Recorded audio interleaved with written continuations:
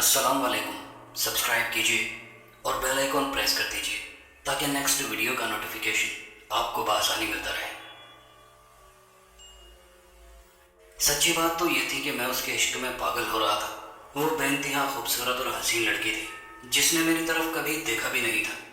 मेरी सरतोड़ कोशिश के बाद सिर्फ इतना हुआ था कि उसे मालूम हो गया था कि मैं उसे बेहद चाहता हूँ। बस एक दफ़ा सामना हुआ था तो वो शान बेनियाजी से मुस्कुराई थी और कंधे उचकाकर चली गई थी और मैं तड़पता ही रह गया था। उसका हुसूल मेरे लिए नामुमकिन से भी ज़्यादा बेइंतहा नामुमकिन था।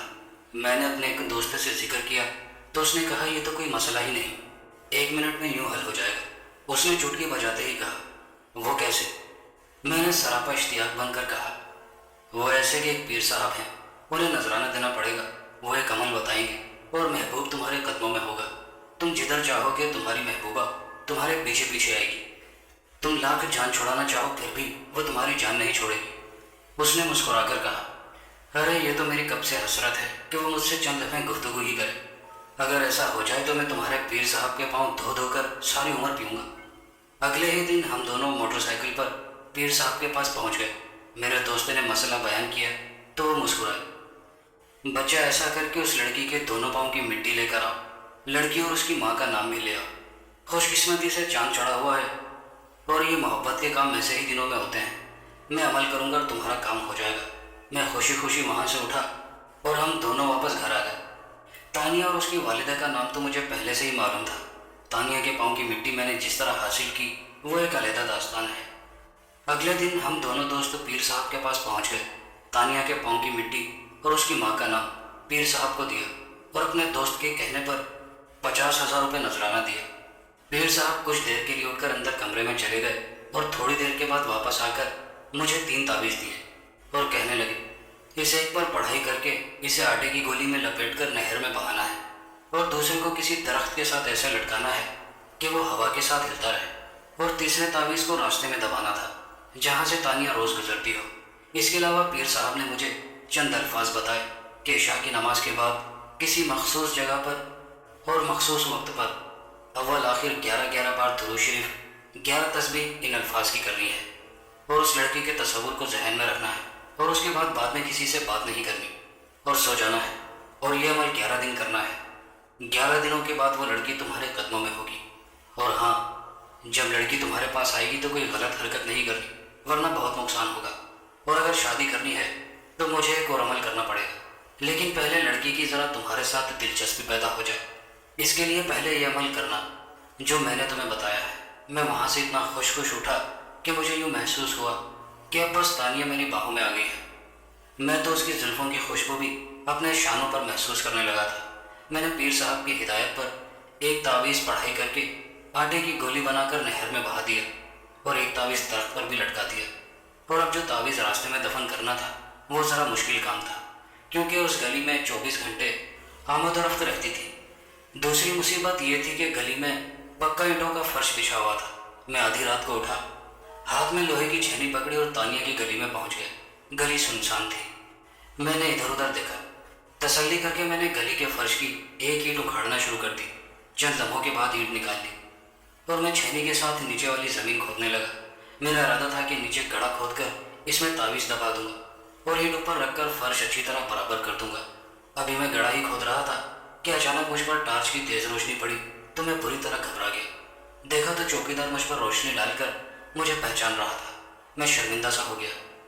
ओए खोचा, तुम इधर क्या खोदती है?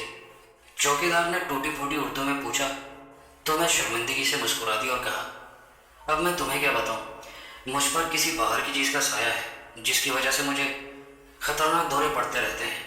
इसीलिए एक बुजुर्ग ने मुझे तावीज़ दिया था कि किसी चलती गली में दफन कर देना तो तुम ठीक हो जाओगे, इसीलिए यहाँ तावीज़ दबा रहा हूँ। बस इतनी सी बात थी। मैंने मस्कीन सी शक्ल बनाकर कहा, ओह अच्छा, अल्लाह तुम पर रहम करे। वो आयतल कुर्सी पढ़ता हुआ वहाँ से चला गया और मैंने इत्मीनान का सांस लिया और जल्दी जल्दी तावीज़ दबाकर घर वापस आ गया। अगली रात से मैंने इशा की नमाज के बाद पीर साहब का बताया हुआ अमल पढ़ना शुरू कर दिया। अमल के दौरान इन 11 दिनों में 3 बार तानिया से मेरा आमना सामना हुआ। यूँ महसूस हुआ कि जैसे मुझे वो देखकर मुस्कुराई हो और साथ मुझे भरपूर नज़रों से देखा भी हो। मेरा हौसला कुछ बढ़ा کہ تعویذ اور پڑھائی میں کچھ اثر تو لگتا ہے، اور پھر میں اور دل جمی کے ساتھ پڑھائی میں مصروف ہو گیا۔ 11 دن کی بجائے 21 دن گزر گئے، لیکن کوئی نیا واقعہ پیش نہ آیا۔ میں نے اپنے دوست سے کہا، یار پیر صاحب نے جو کام بتائے تھے وہ میں نے سب پورے کر دیے ہیں، پڑھائی بھی 11 دن کی بجائے 21 دن کی ہے، مگر کچھ بھی نہیں بنا۔ یہ کیسے ہو سکتا ہے؟ میرے دوست نے بے یقینی سے کہا۔ یار میں جھوٹ کہہ رہا ہوں، میں نے برا مناتے ہوئے کہا۔ ہم دونوں پھر پیر صاحب کے پاس چلے گئے، انہیں بتایا کہ کام تو ہوا ہی نہیں۔ پہلے تو کبھی اس سے سامنا بھی ہو جاتا تھا، اور وہ بھی سرسری سے ایک نظر تو ڈال ہی لیتی تھی۔ جب سے تعویذ دبائے ہیں اور عمل کیا ہے، صرف ایک بار ہی نظر آئی ہے، اس کے بعد تو دوبارہ صورت ہی نہیں نظر آئی۔ پیر صاحب نے مجھ سے ساری تفصیلات پوچھی کہ کس طرح تعویذ دبائے، نہر میں تعویذ کیسے ڈالا اور گلی میں تعویذ کیسے دفن کیا، کس طرح عمل کیا۔ میری ساری باتیں سن کر پیر صاحب ناراض ہو گئے۔ کام تمہارا ہونا ہی نہیں تھا۔ کیسے ہوتا؟ جو تعویذ تم نے درخت سے لٹکانا تھا وہ کسی پھلدار میٹھے درخت سے لٹکانا تھا، اور تم نے بس ڈالی سے لٹکا دیا۔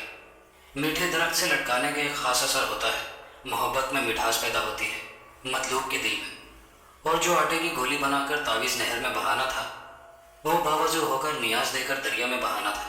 اس طرح پیر صاحب نے میرے عمل میں اتنے نقص نکال دیے کہ مجھے خود محسوس ہونے لگا کہ میں نے عمل سے زیادہ نقص کیے ہیں۔ میں نے ہمت کر کے پیر صاحب سے کہا، پیر صاحب یہ باتیں تو آپ کو چاہیے تھا کہ مجھے پہلے سے بتاتے، مجھے کوئی الہام تو نہیں ہو رہا تھا کہ کون سا عمل کس طریقے سے کرنا ہے۔ یہ تو آپ کا کام تھا کہ عمل کے ساتھ ساتھ طریقہ بھی بتاتے، اور اب آپ میرا ہی قصور نکال رہے ہیں۔ قصہ مختصر کہ میں اور میرا دوست وہاں سے واپس آ گئے۔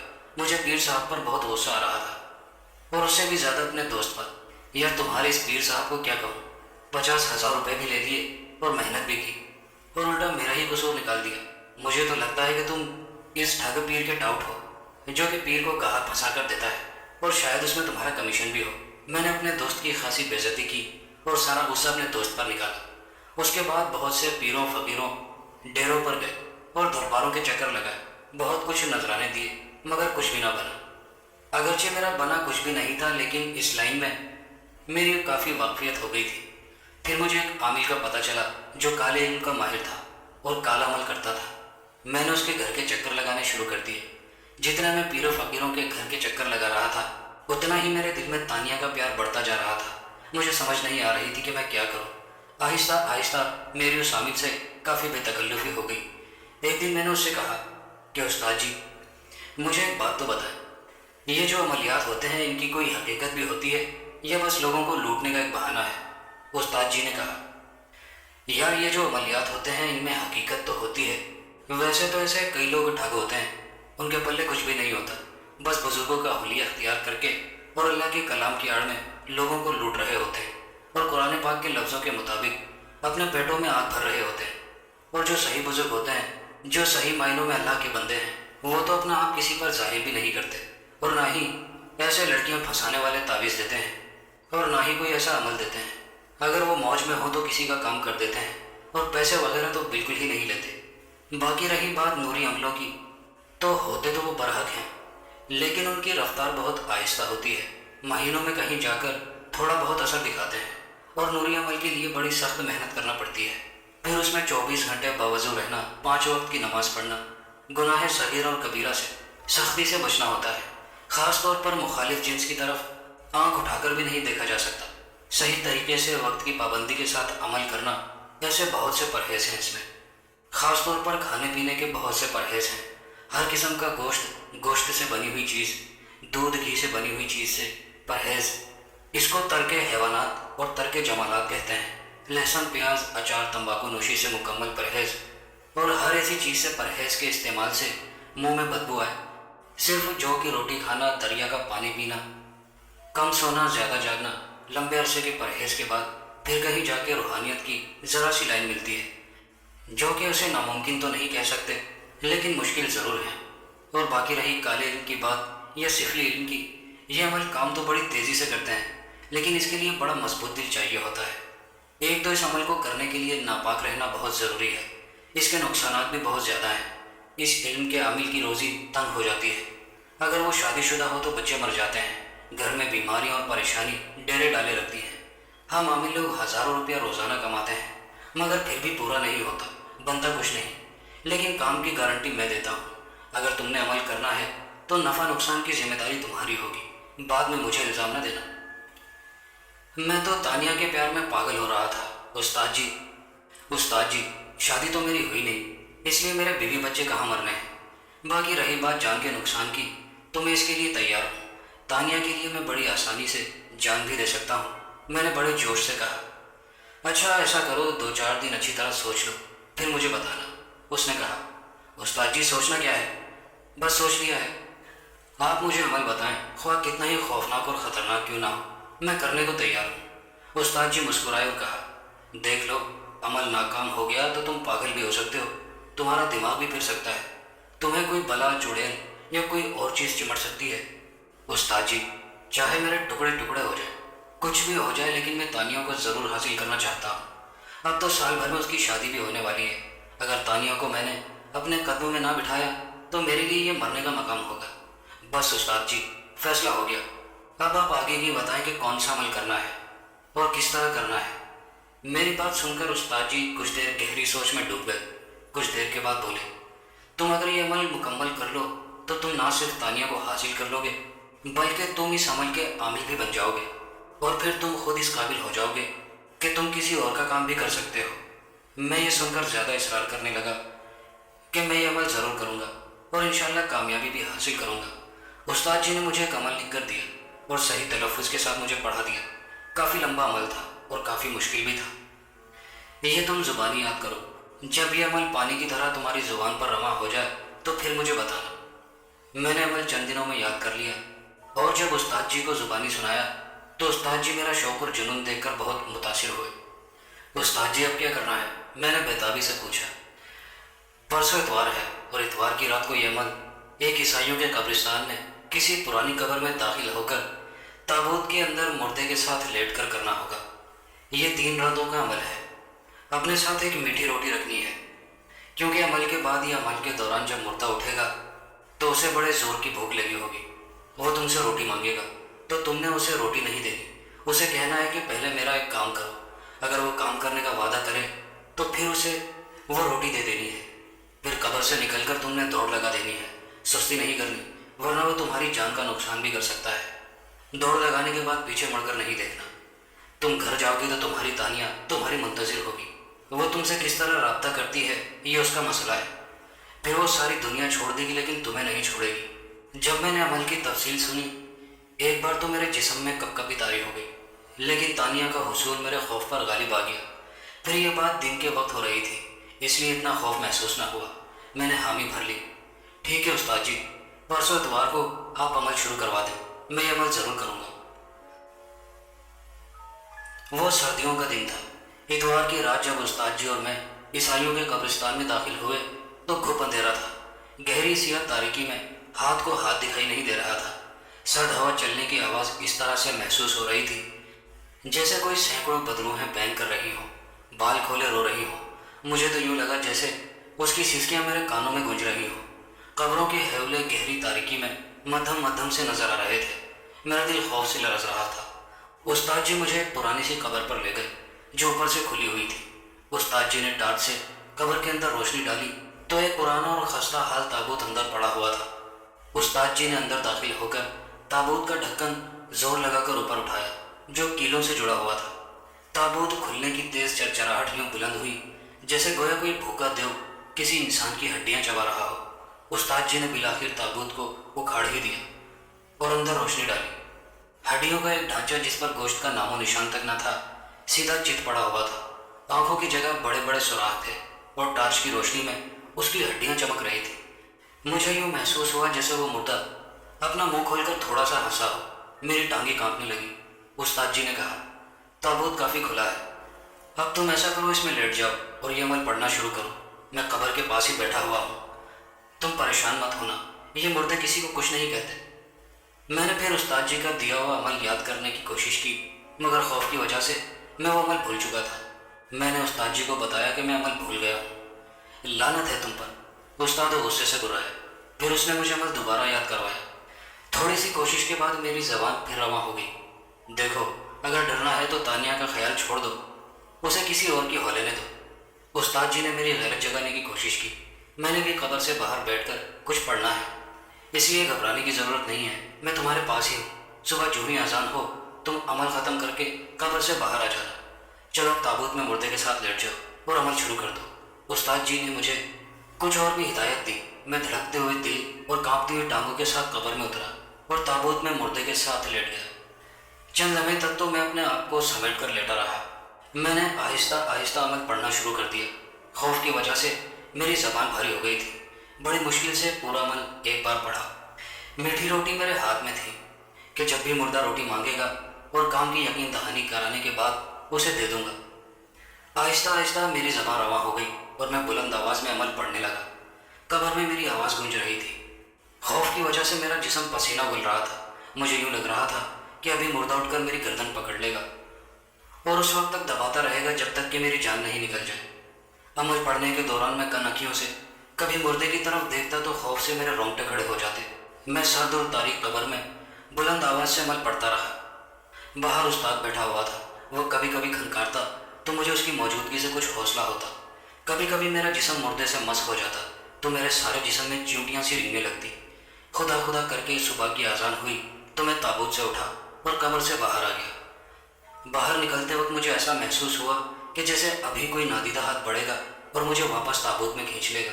جب میں باہر نکلا تو استاد جی نے مجھے گلے لگا کر تھپکی دی اور شاباشی دی، اور پھر خود استاد جی نے قبر میں اتر کر تابوت کا ڈھکن برابر کیا اور باہر آ گیا۔ شاباش میرے شہزادے، استاد جی نے مجھے پھر شاباش دی۔ یار تم تو بڑے حوصلے والے ہو۔ سچ پوچھو تو میں قبر کے باہر بیٹھا پڑھ رہا تھا، لیکن مجھے خدشہ تھا کہ تم کسی بھی وقت عمل درمیان میں چھوڑ کر بھاگ جاؤ گے، پر آفرین ہے تم پر۔ یہ ایک رات تو گزر گئی، بس اب کچھ نہیں ہوگا، اور یہ مردے تو بیچارے خود مجبور ہوتے ہیں، تمہیں کیا کہہ سکتے ہیں۔ ہاں اگر عمل کے زور سے حرکت پذیر ہوں تو اور بات ہے۔ ہم باتیں کرتے ہوئے گھر واپس آ رہے تھے۔ کچھ کچھ روشنی سی پھیل گئی تھی، اس لیے ذرا دل کو حوصلہ ہوا۔ رات کی تاریکی انسان کو بزدل اور کمزور بنا دیتی ہے۔ استاد جی اپنے اور میں اپنے گھر کو چلایا اور ناشتہ کرنے کے فوراً بعد سو گیا۔ سوتے میں مجھے برے برے خواب آتے رہے۔ کبھی مجھ پر ایک ایسا آدمی حملہ ور ہوتا جس کی شکل بدمانہ سے ملتی جلتی تھی اور اس کا قد آسمان جتنا اونچا تھا۔ اس کے ہاتھ میں ایک تلوار ہوتی تھی اور وہ مجھ پر حملہ کرتا تھا۔ نہ جانے کس طرف سے ایک بزرگ مجھے آ کر بچا لیتے ہیں۔ پھر ایک عورت آتی ہے بالکل برہنہ حالت میں، کالا سیاہ رنگ، اور وہ مجھے مارنے کے لیے میری طرف بڑھتی ہے تو میری اچانک آنکھ کھل جاتی ہے۔ جب میری آنکھ کھلی تو دوپہر کے 2 بجے کا وقت تھا۔ سردی کے باوجود میرا جسم پسینے سے شرابور تھا اور میرا سارا جسم خوف سے کانپ رہا تھا۔ بڑی مشکل سے میرا دل قابو میں آیا تھا۔ مغرب کی اذان کے بعد استاد جی کا بلاوا آ گیا۔ جو جو رات کی تاریکی بڑھتی جا رہی تھی، میرا دل پھر بے اختیار ہو کر خوف سے دھڑک رہا تھا۔ پہلے تو میں نے ارادہ کیا کہ ایسے خطرناک کام کو دفع کروں، تانیہ کو حاصل کرنے کا کوئی آسان راستہ ڈھونڈ لوں، لیکن استاد جی نے میرا حوصلہ بڑھایا تو میں عمل کو پھر جاری رکھنے پر آمادہ ہو گیا۔ وہ دوسری رات بھی اسی طرح خوف کے عالم میں گزر گئی، اور پھر آج تیسری رات تھی اور یہ فیصلہ کن مرحلہ تھا۔ تانیہ کا خیال آتا تو میں اپنے دل کو مضبوط کر لیتا۔ میں نے قبر میں اتر کر تابوت کا ڈھکن اٹھایا۔ گھور گھپ تاریکی میں مردے کی ہڈیاں چمک رہی تھی۔ فضا میں خوفناک بے بسی، ویرانی اور دہشت رچی ہوئی تھی۔ ہو کا عالم تھا۔ میں نے ہاتھ میں روٹی پکڑی ہوئی تھی۔ مردے کے ساتھ لیٹ کر میں نے بلند آواز کے ساتھ عمل پڑھنا شروع کر دیا۔ خوف سے میری جان نکلی جا رہی تھی۔ مجھے یہ دھڑکا تھا کہ مردہ اب اٹھا کہ تب اٹھا۔ مجھے عمل پڑھتے ہوئے تقریباً 3 گھنٹے ہو چکے تھے کہ یوں محسوس ہوا جیسے تابوت جھولے کی طرح جھول رہا ہو۔ میرے منہ سے بے ساختہ چیخ نکل گئی۔ اچانک جیسے آسمانی بجلی زور سے کڑکی اور قبر تیز روشنی سے بھر گئی اور مردے نے میری طرف کروٹ لی تو اس کی ہڈیوں کی کڑکڑاہٹ کی آواز مجھے صاف طور پر سنائی دی۔ میرے تو حواس ہی گم ہو گئے تھے۔ میں نے دیکھا کہ مردہ ہاتھوں کو زمین پر ٹکا کر اٹھ رہا تھا۔ جب وہ سیدھا کھڑا ہوا تو وہ آدھا قبر سے باہر تھا اور اس کی آنکھوں کے کڑوں سے شعلے نکل رہے تھے۔ اس کا منہ کھلا ہوا تھا۔ اس کی کھڑکھڑاہٹ نما آواز یوں بھری جیسے سینکڑوں مشینیں اچانک چل پڑی ہوں۔ میرے ہوش و حواس پر غشی طاری ہونے لگی۔ اس نے میرا وہ ہاتھ پکڑ لیا جس میں وہ روٹی پکڑی ہوئی تھی۔ اس کا ہاتھ آگ کی طرح گرم تھا۔ میرا ہاتھ بری طرح جھلس گیا تھا۔ روٹی دو، اس نے اپنی خوفناک آواز میں کہا۔ اس کی آواز تھی گویا بے شمار بادل گرج رہے ہوں۔ روٹی خوف کی وجہ سے میرے ہاتھ سے گر پڑی تھی۔ پھر مجھے ہوش نہیں رہا کہ میں کس طرح قبر سے باہر نکلا اور کس طرح گھر پہنچا۔ کئی دن کے بعد ہوش آیا تو میرا پورا جسم بخار میں بری طرح جل رہا تھا और मेरे मुंह से बेरब्त से जुमले निकल रहे थे। मैंने उस्ताद जी को अपने पास बैठे देखा, उसके चेहरे पर नज़र डाली तो मैं फिर से चीखने लगा। वो उस्ताद नहीं था, बल्कि वही कब्र वाले मुर्दे का चेहरा था। चीखते चीखते मैं फिर बेहोश हो गया।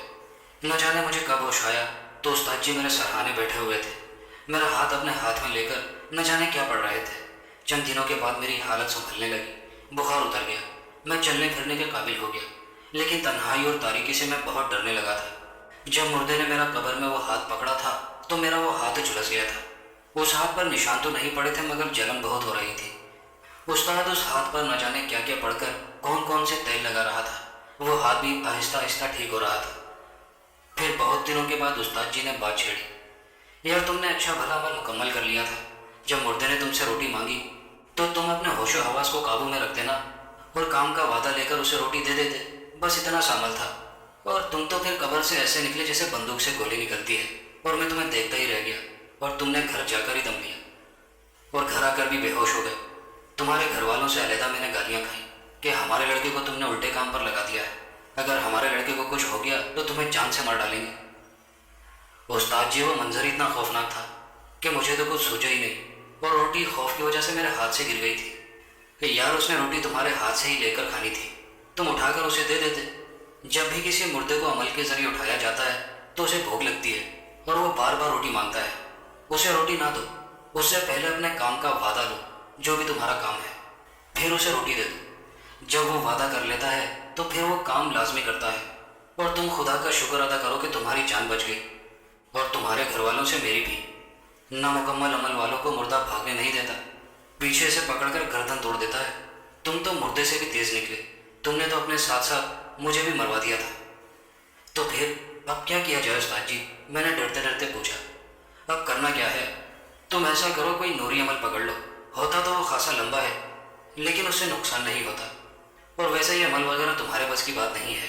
अगर मैं तुम्हें कुछ और बताऊंगा तो जब सुबह वक्त आएगा तो तुम फिर भाग जाओगे, और हो सकता है कि तुम्हें कोई ऐसा नाकाबिले तलाफी नुकसान हो जाए कि सारी ज़िंदगी पछताना पड़े। ये ज़रूरी नहीं कि तुम हर बार भागने में कामयाब हो जाओ, इसलिए तुम रहने ही दो तो अच्छा है। तुम कोई चिल्ला वगैरह ही कर लो, क्योंकि तुम्हारा मसला इतना बड़ा नहीं है, हल हो ही जाएगा।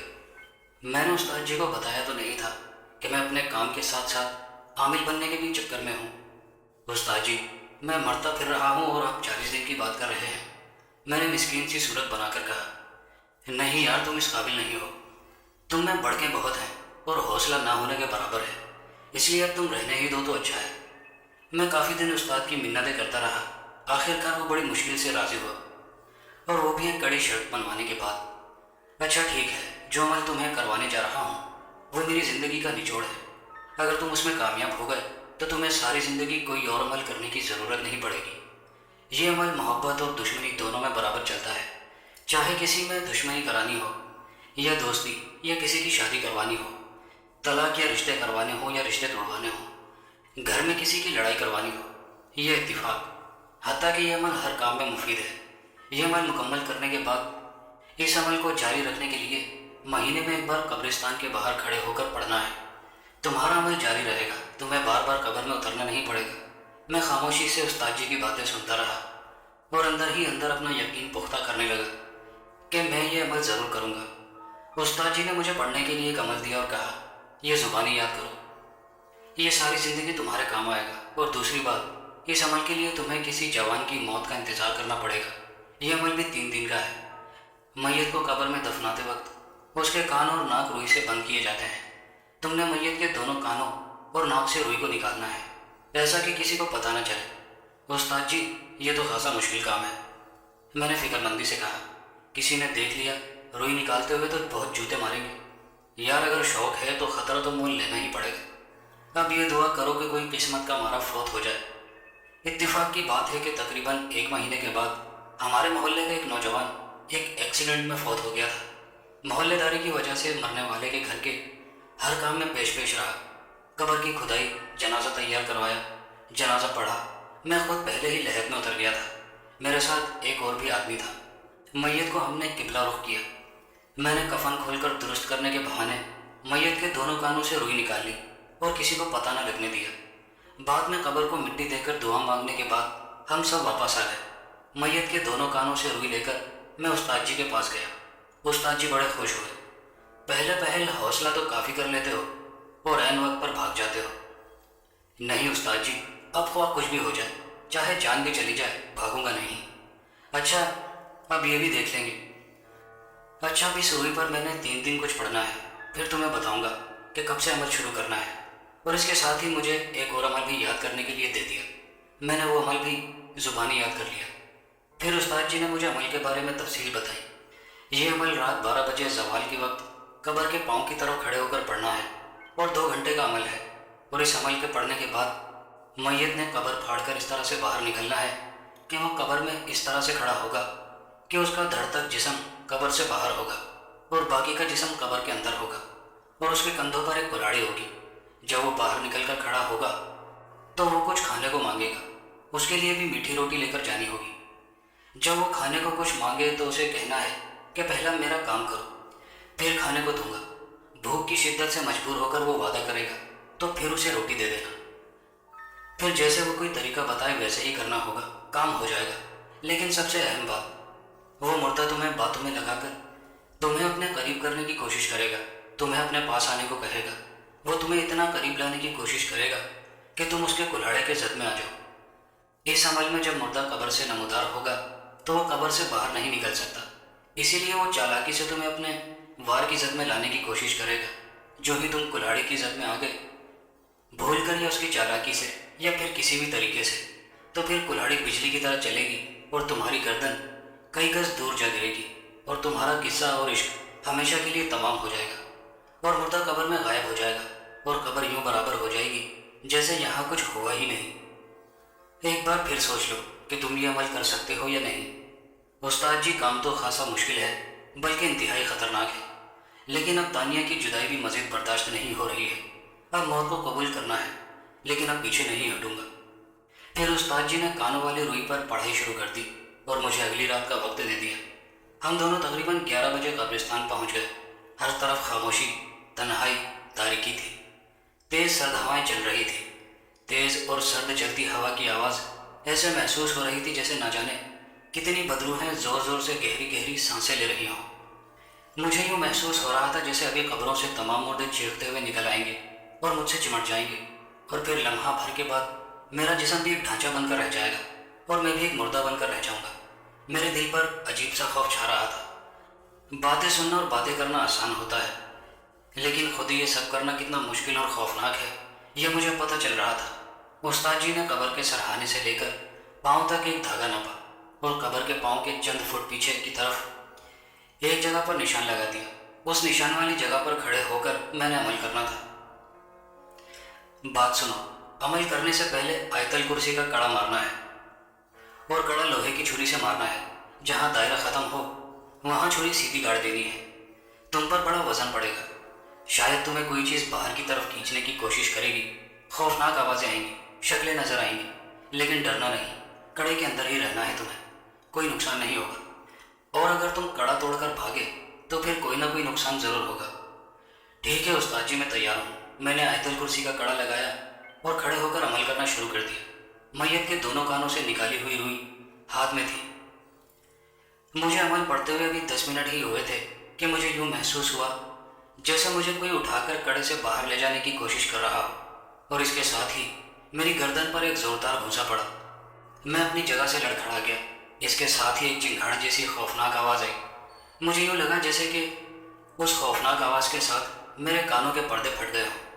خوف سے میری گھگی بن گئی تھی۔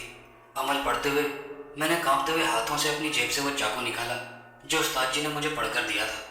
میں نے وہ چاقو اپنے ہاتھوں میں پکڑ کر چاروں طرف گھمایا جیسے کسی پر وار کیا جاتا ہے۔ ایسا کرنے کے بعد مجھ پر سے سارا بوجھ ختم ہو گیا۔ میری جان میں جان آ گئی تھی۔ میں نے عمل پڑھنا جاری رکھا تھا۔ جتنی مخصوص تعداد میں عمل پڑھنا تھا اس کے لیے 2 گھنٹے درکار تھے، لیکن مجھے 2.5 گھنٹے لگ گئے تھے۔ عمل ختم ہونے کے بعد درود شریف پڑھتے ہوئے کڑا مارنے والی چھری اکھاڑ کر کڑا توڑا اور ڈرتے ڈرتے باہر قدم رکھا، لیکن کچھ بھی نہ ہوا۔ استاد جی ذرا دور کھڑے ہوئے تھے، وہ بھی میرے قریب آ گئے اور مجھے شاباش دی۔ اگلی رات استاد جی کچھ پریشان تھے۔ کہنے لگے، دیکھو حوصلہ رکھنا، بھاگ مت جانا، خواہ کچھ بھی ہو جائے، تمہیں کچھ بھی دکھائی دے، ذرا سا بھی اثر نہ لینا۔ वो सब फर्क होगा तुम्हें अमल से रोकने के लिए, और तुम अपना अमल पढ़ते रहना। उस्ताद जी, अगर मुझे कुछ दिखाई दिया तो मैं अपनी आंखें बंद कर लूँगा, मैंने कहा। या तुम चाहे अपनी आंखें खुली रखो या बंद करो, तुम्हें जो नज़र आना है वो तो नज़र आकर ही रहेगा। बस तुम डरना नहीं, हौसला रखना। दूसरी रात के लिए अपनी मखसूस जगह पर मैंने फिर अमल शुरू कर दिया। कोई आधा घंटे के बाद यूँ लगा जैसे मैं किसी और ही मैदान में खड़ा हूँ। बेशुमार काले कलोटे इंसान जिनकी शक्लें जानवरों की सी थी, हाथों में तलवार लिए घूम रहे थे, कि अचानक एक ऐसा आदमी आया कि जिसका कद 50 फुट के करीब था, जिसका धड़ लंगूर की तरह था और कई गज लंबी दुम थी, और चेहरा किसी इंतहाई खौफनाक देव की तरह था। उसके 2 लंबे लंबे दांत थे जिन पर 2 बड़े सांप फन फैलाकर बैठे हुए थे, और जबान बाहर किसी कुत्ते की तरह निकली हुई थी। उसकी जुबान तकरीबन 5 फुट तक लटक रही थी। वो अपने चारों हाथों और पांव पर चलता हुआ आया और मैदान में बिछे हुए तख्त पर आकर बैठ गया। उसके तख्त के चारों कोनों पर 2 बड़े बड़े गिद्ध बैठे हुए थे। उसके तख्त पर बैठते ही इस कदर शोर हुआ कि कान पड़ी आवाज़ सुनाई न देती थी। मेरे जिस्म पर कपकपी तारी हो गई। मेरी टांगें बुरी तरह कांप रही थी। एक तरफ से 2 आदमी एक औरत को बालों से पकड़कर घसीटते हुए लाए। जब वो मेरे करीब आए और मैंने उस औरत को देखा तो मेरे मुंह से बेअख्तियार चीख निकल गई। वो औरत मेरी माँ थी। मुझे देखकर वो कड़े से बाहर खड़ी हो गई और मेरे सामने फरियाद करने लगी, बेटा, तू जो ये अमल कर रहा है इसे छोड़ दे, वरना मुझे ये जान से मार देंगे। मेरा खून पीकर मेरे जिस्म के टुकड़े टुकड़े करके खा जाएंगे।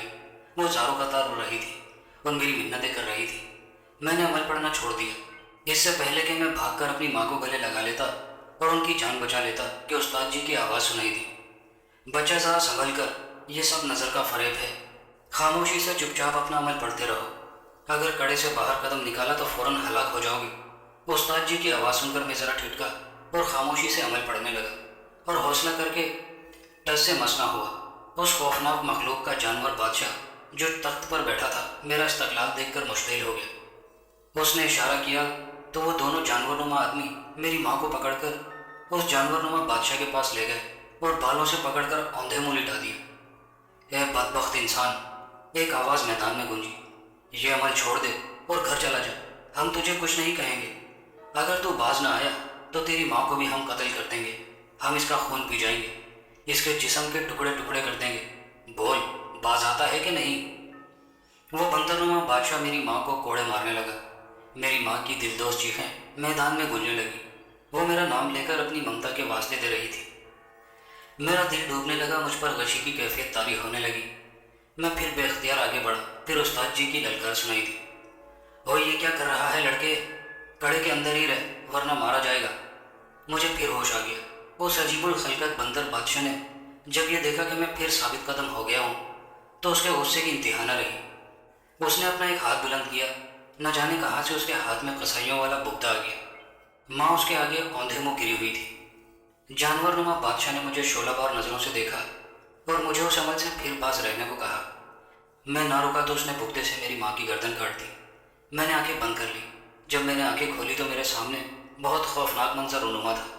मेरी माँ का लाशा बुरी तरह तड़प रहा था। उस बंदरनुमा बादशाह ने मेरी माँ का सर बालों से पकड़ा और गर्दन को मुंह लगा लिया और उससे खून पीने लगा। साथ साथ वो कह कहे लगाने लगा। बाकी की जो मखलूक थी वो छुरियाँ चाकू लेकर माँ के जिस्म पर झुक गई। जिसके हाथ में जिस्म का जो टुकड़ा लगा वो लेकर भाग गया। ये सारा मंजर देखकर मुझे उबकाइयाँ आने लगी। मेरी आंखों के सामने अंधेरा छाने लगा। करीब था कि मैं बेहोशी हो जाता। उसी वक्त एक बुजुर्ग सब्ज लिबास में न जाने कहाँ से नमूदार हुए और उन्होंने मैदान की तरफ एक इशारा किया। एक बिजली गिरने का कड़ाका सा हुआ और सारा सीन गायब हो गया। इसके साथ वो बुजुर्ग भी गायब हो गए थे। मैंने बड़ी मुश्किल से अमल मुकम्मल किया। कड़े वाली छुरी उखाड़कर दुरूद शरीफ पढ़ते हुए कड़ा ख़त्म किया। इसके साथ ही मेरे असाब जवाब दे गए और मैं बेहोश होकर गिर पड़ा। काफ़ी देर के बाद होश में आया तो उस्ताद जी मेरे जिस्म को दबा रहे थे। मैंने तेज़ी से उठकर अपने घर की तरफ दौड़ लगा दी। घर पहुंचा तो देखा कि सब आराम से सो रहे थे। माँ को देखा तो वो भी बड़े सुकून से सोई हुई थी। उन्हें देखकर बेख्तियार मेरे आंसू निकल पड़े, लेकिन मैंने उन्हें जगाया नहीं। वो खैरियत से थी। उन्हें सही सलामत देखकर मेरी जान में जान आ गई थी। फिर यकीन हो गया कि वो ख़तरनाक मनाजिर मुझे महज अमल से बाज रखने के लिए एक फ़रेब था। मैं अपने कमरे में जाकर सो गया। मुझे हल्का सा बुखार भी हो गया था। शाम को उस्ताद जी ने मुझे बुलाया और गले से लगाया। खूब शाबाश दी, बड़ा प्यार किया। कहने लगे कि मुझे 100% यकीन था कि तुम भाग जाओगे और अमल मुकम्मल ना कर सकोगे। उस्ताद जी एक बात तो बताएं, वो सब्ज लिबास वाले बुजुर्ग कौन थे? मैंने पूछा। मेरी बात सुनकर उस्ताद जी का रंग बदल गया। वो सर झुकाए हुए कितनी देर खामोशी से बैठे रहे। उस्ताद जी बताओ ना, वो कौन थे? मैंने इसरार किया। तुम ना पूछो तो बेहतर है। मैंने ज़्यादा इसरार किया तो उस्ताद जी नाराज़ हो गए। अब मेहरबानी करके इस बारे में दोबारा ना पूछना, वरना तुम्हें और मुझे ऐसा नुकसान हो सकता है कि हम दोनों ना दीन के रहेंगे और ना ही दुनिया के। मैं खामोश हो गया। तीसरी रात फिर अमल शुरू कर दिया। उस्ताद जी ने मुझे एक गिलास पानी दम करके दिया और कहा, अगर कोई मुश्किल पेश आए तो एक घूंट पी लेना। मैंने कड़ा मार के अमल शुरू कर दिया। आज आखिरी रात थी और न जाने क्या होने वाला था। अमल शुरू करने के कोई 15-20 मिनट बाद मेरी ज़बान बंद हो गई। मैंने ज़बान हिलाने की बड़ी कोशिश की, मगर वो तो बुरी तरह जाम हो चुकी थी। फिर मुझे उस्ताद जी का दिया हुआ पानी जो कि दम किया हुआ था याद आया, तो मैंने फ़ौरन एक घूंट पानी पिया। तब मेरी ज़बान फिर से रवा हो गई। मैं अमल पढ़ता रहा। तारीकी मज़ीद गहरी होती जा रही थी। अचानक कब्र घड़ी के पेंडुलम की तरह हिलने लगी और मैं कब्र के सरहाने खड़ा अमल पढ़ रहा था, तो अचानक गिरते गिरते बचा। कब्र से एक धमाके के साथ एक शोला नमूदार हुआ और तेज़ी से आसमान की तरफ बुलंद हुआ। इसके साथ ही एक पुरस्रार से खामोशी छा गई। मैं धड़कते दिल के साथ अमल पढ़ता रहा। अचानक उस्ताद जी कड़े के पास आ गए और उन्होंने मुझे आवाज़ दी, यार बात सुनो, ये अमल छोड़कर बाहर आ जाओ और फिर दोबारा ये अमल न करना। बात यह है कि तुम्हारे वालिद साहब फौत हो गए हैं। उन्होंने अफसोस के साथ सर झुकाते हुए कहा। मेरे पैरों तले से ज़मीन निकल गई। मैं फ़ौरन कड़े की तरफ लपका कि कड़ा तोड़कर बाहर निकलूं कि अचानक उस्ताद जी की आवाज़ आई, वो पागल ये क्या कर रहा है? खबरदार बाहर नहीं निकलना, धोखा मत खाओ, ये भी एक नज़र का फ़रेब है। मैंने उस्ताद जी की तरफ देखा। वो करीबी दरख्त के नीचे दरी बिछाकर बैठे हुए थे। मैंने एक नज़र उस तरफ डाली जो उस्ताद की शक्ल में बनकर आया था। वो अचानक एक बड़े अजदहे की सूरत इख्तियार कर गया और बुरी तरह फुंकारने लगा। उसने बड़े ज़ोर से कड़े पर फन मारा तो कड़े से बाहर की ज़मीन कई फुट नीचे धंस गई। फिर वो फुंकारता हुआ गायब हो गया। इसके साथ ही औरतों के रोने पीटने की आवाज़ें आनी शुरू हो गई, जो कि आहिस्ता आहिस्ता खौफनाक अंदाज में बुलंद होती गई कि मेरे कानों के पर्दे फटने लगे। मैंने अपना अमल पढ़ना जारी रखा। आहिस्ता आहिस्ता आवाज़ें आना ख़त्म हो गई। कुछ देर के बाद मैंने देखा कि 2 खौफनाक सूरत के कुत्ते, जो जिसामत में तकरीबन गधों के जितने थे, दोनों की ज़बानें बाहर को लटकी हुई थी और जबड़े भयानक अंदाज में खुले हुए थे, और वो गोली की रफ्तार से मेरी तरफ भागते आ रहे थे। कड़े के करीब आकर वो रुके और दोनों ने खौफनाक अंदाज में गुर्राते हुए मुझ पर छलांग लगा दी। मैं बिदक कर पीछे हटा और बड़ी मुश्किल से कड़े से बाहर गिरने से बचा। ये भी नज़र का एक फरेब था। मैं बुरी तरह हाँफ रहा था, जैसे मीलों दूर से दौड़ता हुआ आ रहा हूँ। मैंने गिलास से पानी पिया और अपने औसान बहाल किए। अचानक ज़मीन बुरी तरह से हिलने लगी, जैसे शदीद किस्म का ज़लज़ला आ गया। मैं अपने कदमों पर खड़ा न रह सका और ज़मीन पर बैठ गया, लेकिन अपना अमल पढ़ना जारी रखा। अचानक कब्र पर बिजली सी गूंजने लगी और सारी कब्र रोशन हो गई, और इसके साथ ही एक धमाके के साथ कब्र फट गई। थोड़ी देर के बाद मुर्दे का सर आहिस्ता आहिस्ता बाहर की तरफ निकला और धड़ तक बाहर आ गया। उसे देखकर मेरी सांसें रुक गई और खौफ के साथ मुझे सकता हो गया। उसके कंधों पर एक चमकती हुई कुल्हाड़ी थी। उसने मुझ पर अपनी नज़रें जमा दी। उसकी आंखों से सुर्ख रंग की तेज़ रोशनी निकल रही थी। मुझे भूख लगी है, लाओ मुझे रोटी दो, उसने अपनी कड़कड़ाती हुई आवाज़ में कहा। मेरा अमल अभी पूरा नहीं हुआ था और मैंने अपना अमल मुकम्मल करके बात करनी थी। मैंने अपना जी कड़ा करके अपना अमल पढ़ना जारी रखा और वो मुर्दा साहब तो गुस्से से बार बार मुझसे रोटी मांगता रहा। मैं कोई जवाब दिए बगैर अमल मुकम्मल करने में मसरूफ़ था।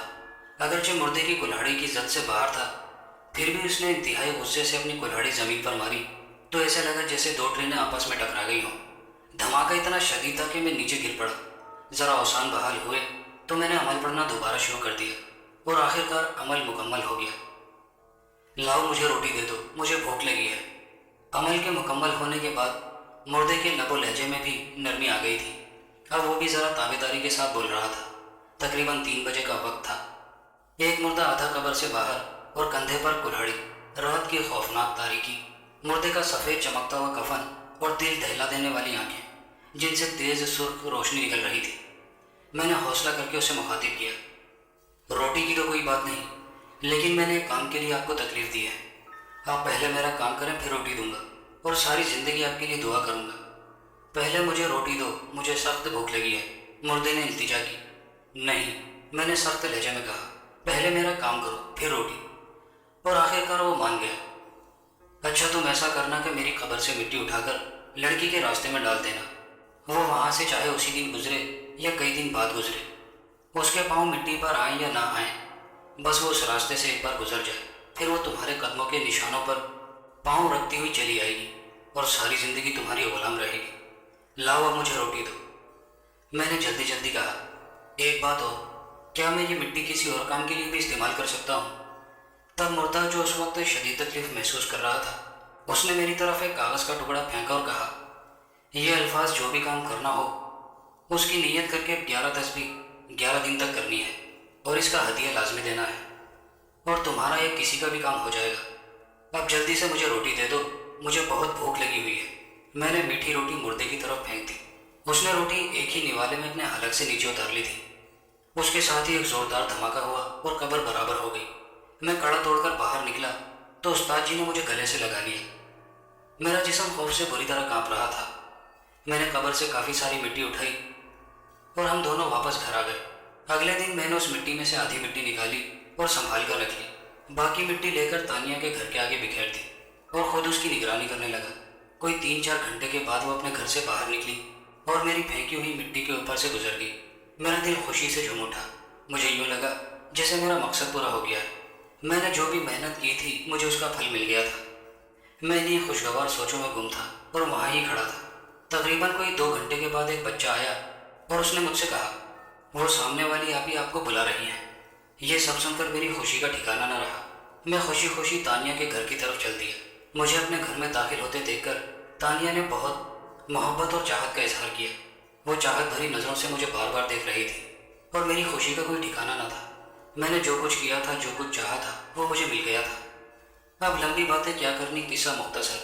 तानिया अब मेरी शरीक हयात है और मेरे 2 बच्चों की माँ है, और पल भर के लिए भी मुझसे जुदा होना पड़े तो उसकी जान निकल जाती है। और अमल के बाद उस्ताद जी मुझ पर बहुत एतमाद करने लगे। उन्होंने मुझे और भी बहुत अमल करवाए और सिखाए, और अब अल्लाह के फजल से अब मुझे अल्लाह के सिवा किसी की मोहताजी नहीं है, और इस काबिल हूँ कि अगर किसी बहन भाई का काम हो तो मैं खुद कर सकता हूँ और करवा सकता हूँ। दोस्तों, कहानी अच्छी लगी हो तो वीडियो को लाइक शेयर ज़रूर कीजिएगा। कमेंट बॉक्स में अपनी राय का इजहार कीजिएगा। चैनल पर नए आने वाले दोस्तों से गुजारिश है कि चैनल को सब्सक्राइब कर लीजिए। शुक्रिया।